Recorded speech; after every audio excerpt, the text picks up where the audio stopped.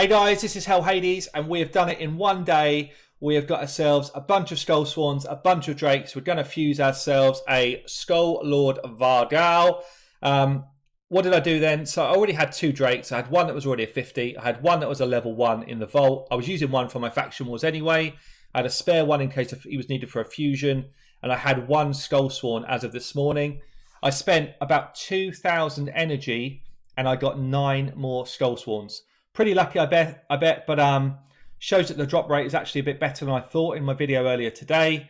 And then what I've done is I've just farmed them up through the day. Not luckily, I prepared actually. I had a bunch of Ascension materials ready to go. So I was able to ascend everybody as I was getting them. And we have got ourselves now 4 ready to go, level 50 Drakes that are going to go in and fuse ourselves a new legendary.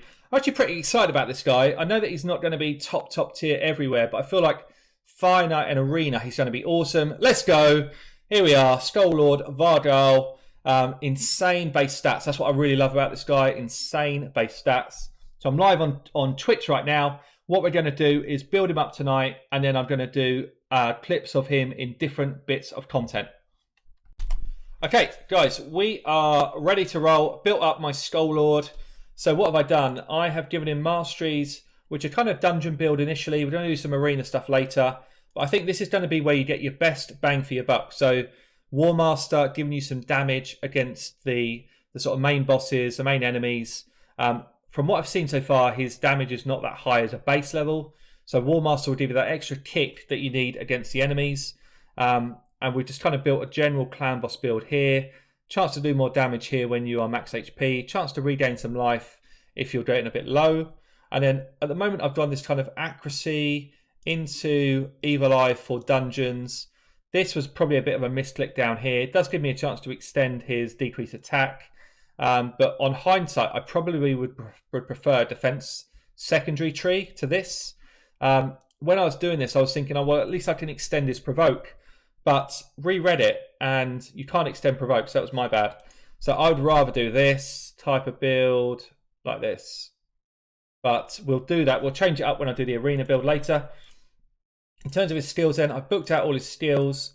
So we have got here an A1 with a single target 2-hitter, which has got a chance to proc again and again.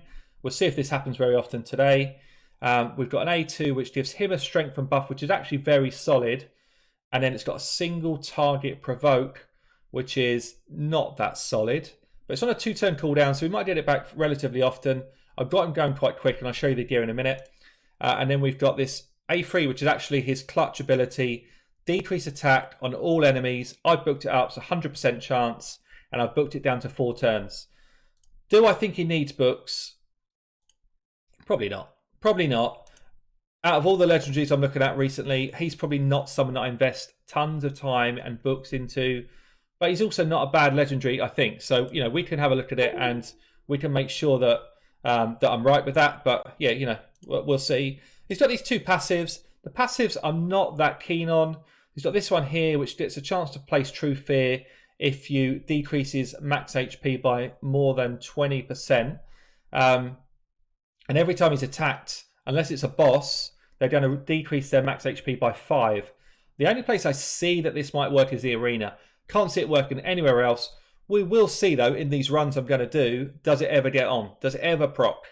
And then this one, I can't do today. I will get a Skull Swan built up over the next few days, and we'll put something out with these 2 teaming up and just see what you can do. So let's get into some content then. Do this live on Twitch. You should come and join me on Twitch. I'm on Twitch 5 nights a week now. Really cool community. Right now, live, whilst we're doing this video, 500 people in the mix, helping me with suggestions on builds, all that type of stuff. Really good fun. Let's do this. So I think we're going to start then. Let's just throw him into a campaign fight and see if he can actually hold his own as a campaign farmer. I don't think this is going to be worth it, but you know, I don't think he's going to die, but I can't see him being very quick. Let's just throw him into this. So he's red affinity, which is actually weak for 12-3. So already you're thinking, well, look at that animation. I actually love that. That's really cool. It's got that kind of like Venom outspurts coming out from him.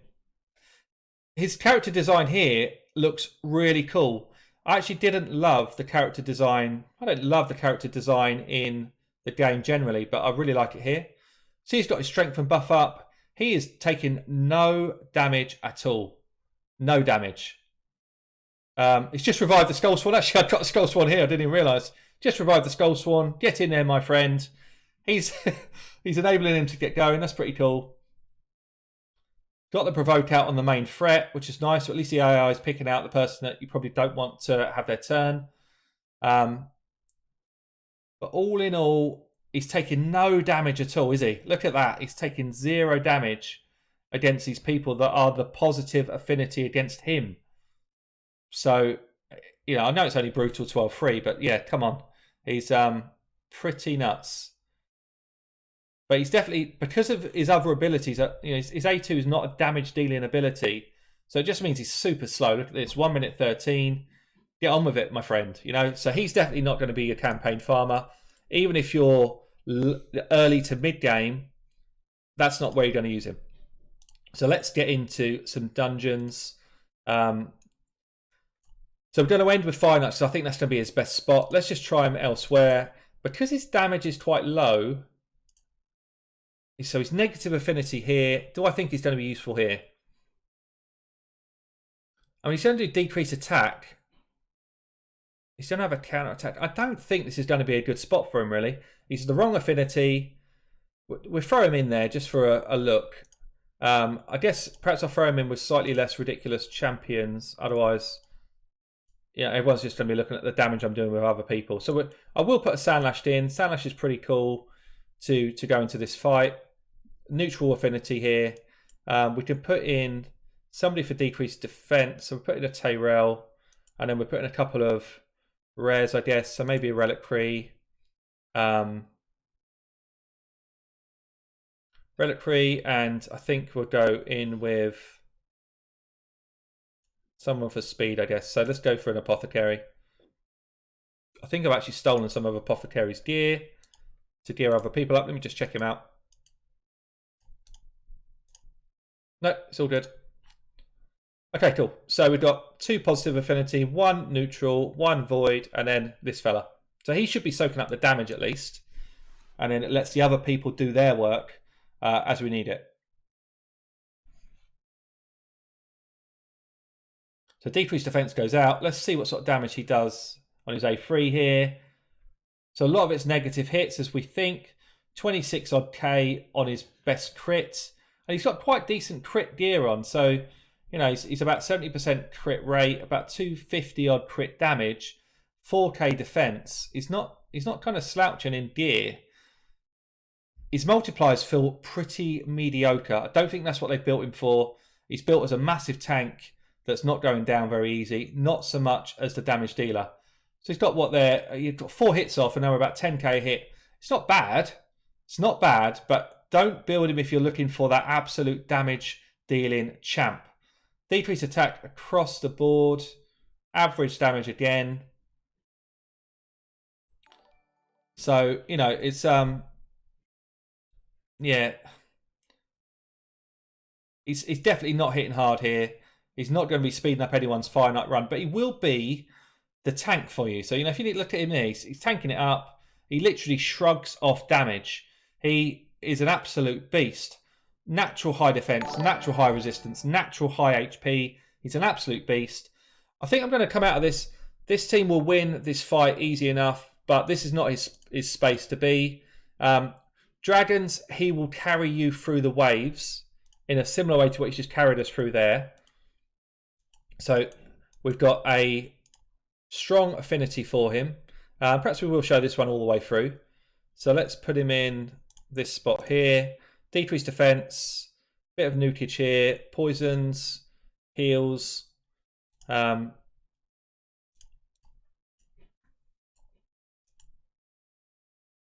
else do we want? Who else do we want?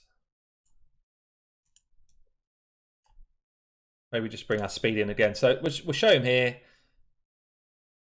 I think what I'm going to do, so I'm going to bring in Draco just so you can see what sort of damage he does with decreased defense and weaken on. because that's quite important to see. What sort of damage can he do? Decrease defense on and weaken. We're doing 30 to 40k across the board on crits. It's decent. It's absolutely decent. But it's not like top tier. So he's going to be your carry. He'll get you through to the dragon, and basically you then need your poisons to do the work. We've seen that before. Do I think he's good? He can provoke those kind of big damage dealers like he's done there. He's just provoked up the Hoarding. Hoarding's coming in to look at him. The Hoarding's literally just done nothing to him. He's scratched him on the surface. He's like literally tickled his belly. 1k damage. Nothing at all. That strengthen buff is huge. It's a really cool ability, and he's got insane base stats anyway. So if you're looking for a carry to help you get through endgame dungeons, he will do that. But he's not going to just blast everyone off the map. So again, I think we get through this easy enough.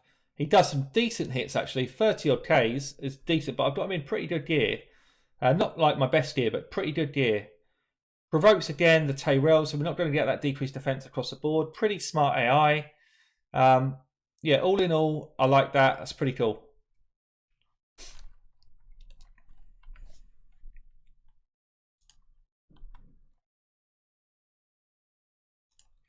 Okay, so we're on to the dragon then. So this is going to be a home run. Absolutely going to nail this dragon. We've got our 2 poisons here. That's what we needed.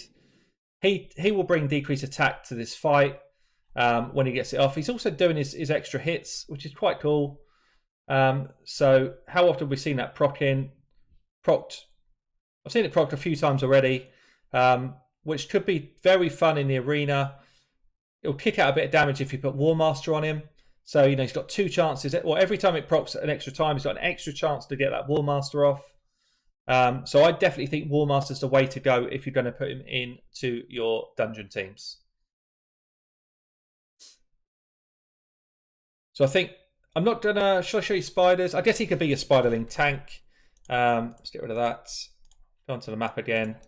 Can he be your spiderling tank? I think so. So any red defensive champion can be a spiderling tank. If you look at the way I've got him built here, I've got him only at 160 resistance. So I'm going to come back to that when I do his arena build, because I'm going to build him very high resistance for that. So let's just get into Fire Knights, which is probably the one that he's most suited to. Yeah, so we're going to go into Fire Knights. And I guess I'm going to drop one of these Cold Hearts, throw him in. This is a strong team. Maybe we just go for a bit of a weaker team than this, so you can actually see what he's like. So I think we put War Maiden in. Apothecary in. He stays in. And then maybe we bring like a Soul Bond or something like this. So the only negative affinity is this fella. He's going to take the hits.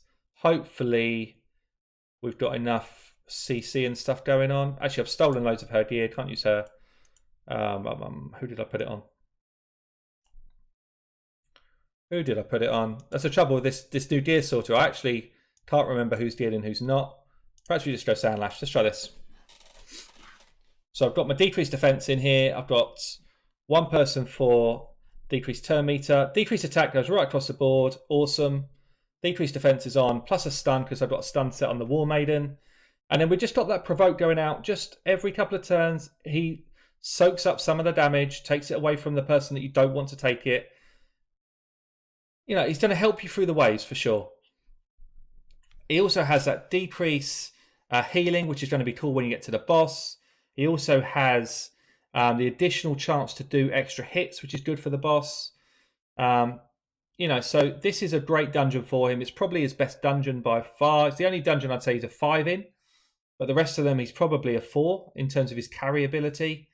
But he's going to enable us to have pretty quick time here. Decreased attack across the board is always going to help you get through waves. And then I've got 2 people in this team that can do provokes. So I've got 2 people being provoked up. It just saves my squishies all the time. Keeps them healthy. We're getting decreased defense on. Now we can get some damage out. 10k A1s. It's not bad considering he does 2 at least, sometimes 4. So yeah, pretty decent.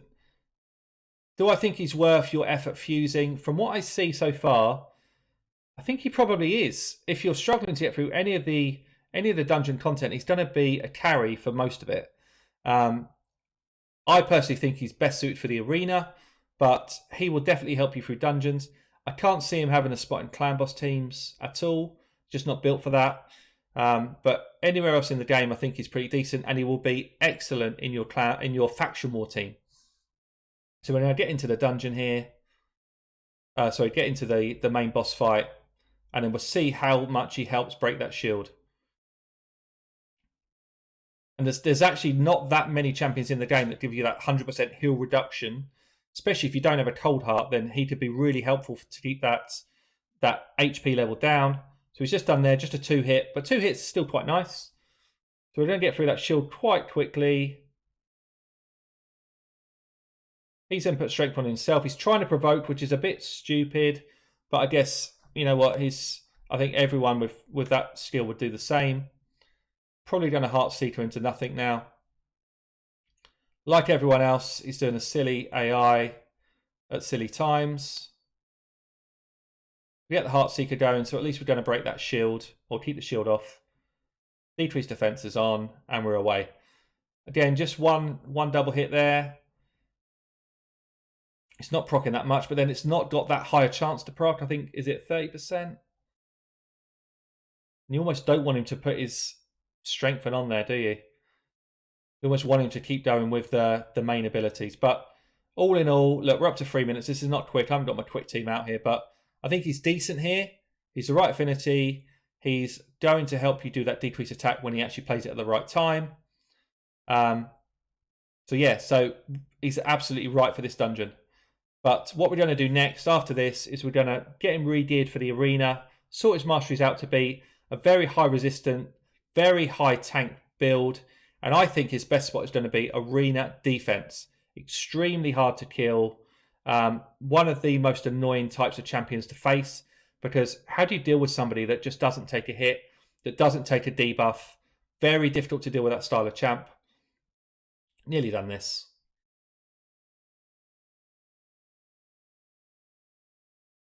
So I think it was actually Lizardman Faction Wars today. The guys in stream are telling me it was. I may have already done all of my Faction Wars. Let's just have a quick look. I think I might have already done it for the day. Yeah, I've already done it, which is stupid. I should have saved it. But anyway, we're going to cut the video there. We're going to go into re-gearing now for the arena.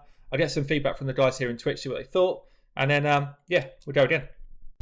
Right, guys, so we're going to change them up now into a build, or I've already changed them up, actually, into a build that I think will be pretty fun for arena defense. So what I've done is I have stacked resistance on this guy. Absolutely stacked it up. I've gone for masteries, which give me more resistance, less damage, more shielding, and then kind of into this chance to heal, less damage, chance to gain turn meter if someone else is taking hits, chance to counter attack, and then resistance. So I've gone super high resistance, and then we've kind of gone offensive here just to try and get some damage out of him. But he's not built for damage at all. Low crit rate on this build. Okay crit damage. Fairly low accuracy. I could have done with a bit more accuracy, which maybe I'll change out at some point. But we have got insane levels of resistance because his base resist was so high anyway. We've almost got 100 more than I've ever built on someone. Good speed, 4.6k defense, and massive HP pool. So to kill him, it's going to take probably 3 Rotuses coming at him at once. Nearly 112k player power, which is mental. But yeah, so he is literally a super tank for the arena. Very, very, very hard to kill. He's going to be paired with this Warlord. Warlord is also pretty tough to kill. Shield set, good resistance level, 409. I'd like it to be a bit higher. I'd like it to be more like 450. 68k HP, 2.2k defense. Good amount of accuracy as well to land his ability here, the Orcish Ritual. So those two are going in together. We probably most of the time will have a Torment in defense as well to get those annoying freezes off, to counter that speed setup. So 190 on his speed, 4.2k defense, very good accuracy level to beat those high resistant champs. So that'd be free. And then I need somebody in my team who's going to do some actual damage. and that is going to be Rotus. So Rotus here is still in my Relentless set. I may change Relentless before long because Relentless is not going to be doing the same sort of job it did before. But as long as this guy's in the team, he's still a threat. He's still insane. So he's going to be my fourth person for my arena defense. I'm going to swap it up now. I'll be really keen to see... do I still go resistance lead? I probably do. Or do I go defense? I think yeah, I think I do keep that so that because his resistance is not quite high enough to be insane levels, whereas his is already. So we do this one, this one, this one, and my Rotus, where is he? Here he is. So we've got a good spread of affinity. We've got a couple of Voiders in there. Chunking up a good 305k player power, which is not bad going.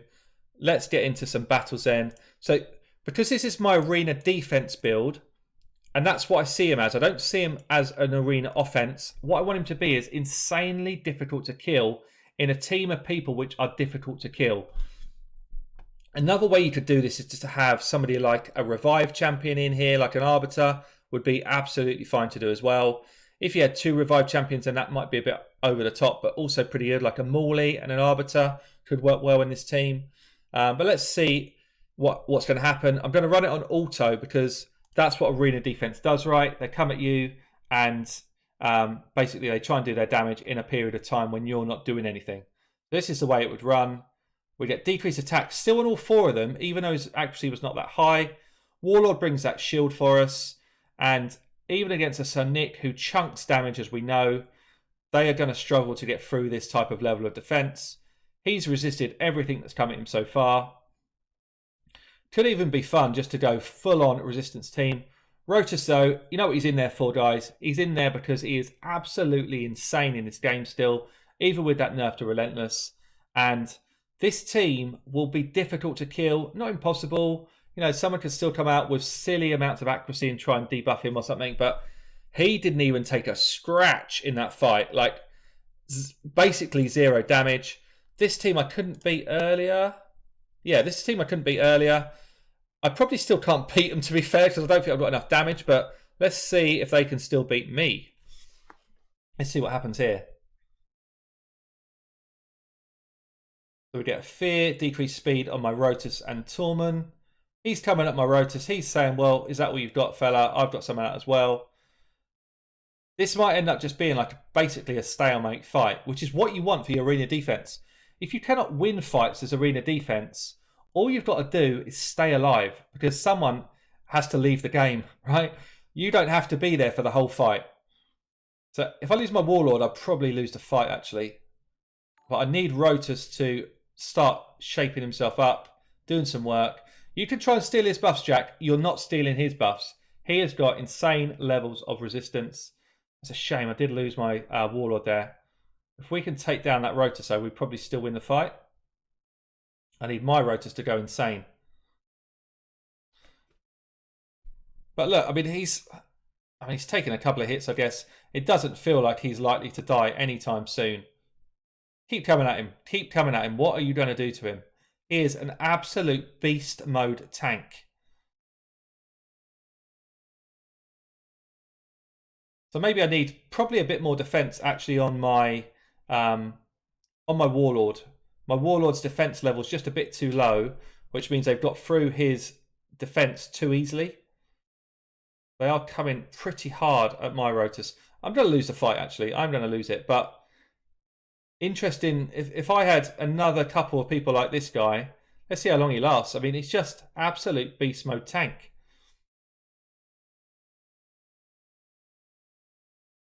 But this team I'm fighting is a really solid team as well, by the way.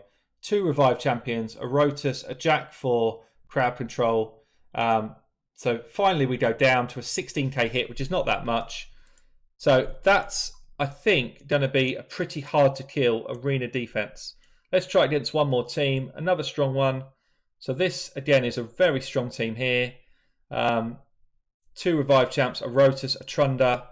Very well balanced, really high player power. Let's see what happens on this one. I'll do some tweaking, but I feel like he is absolutely made for this role. and I perhaps just need to make some of my other champions fit the bill here. Let's go on auto again.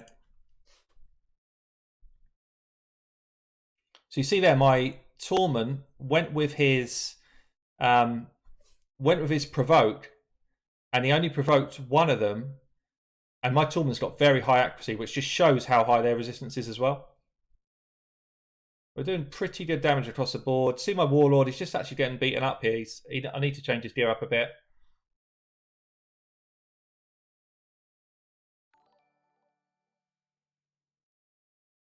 And this guy is literally never getting scratched. So this fight now should be in the bag. Unless something weird happens, that should be game over. Yeah, it is. So that's, I think I probably win 1 in 2 with this sort of defense. Okay, so we're just going to try him in the spider fight as a spiderling tank. Now, what we're looking for here is, can this high resistance build that I've used for the arena also work as a spiderling tank? You do not need the level of resistance I've got here. Probably 250 would do the job. But because he's negative affinity for Spider 20, the spiderlings will come at him. It would work the same for the other force mission. Is it 16, 17 that people struggle with? It would work the same. So basically you've got decreased turn meter on 3 of these champions. We've got speed and a leech here, which is going to give us our healing.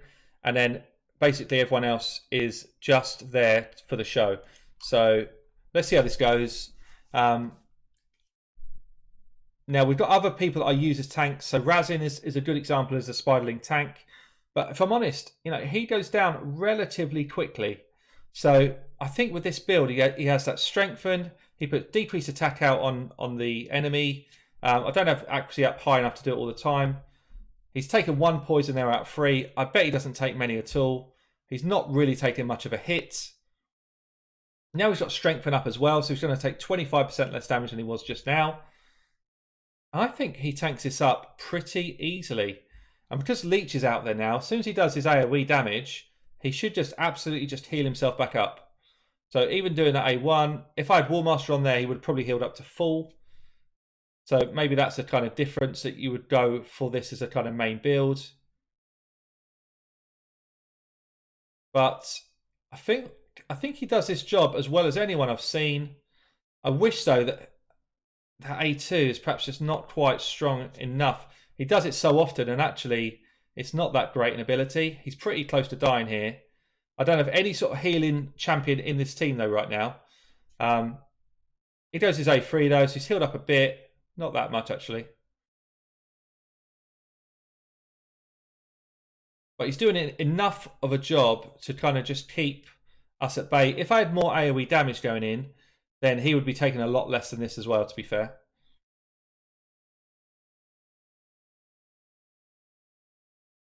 But yeah, I mean, I think he does it as well as anyone I've seen do it. And again, if I had Warmaster on him, he would be topped off pretty much all the time in health because of the leech.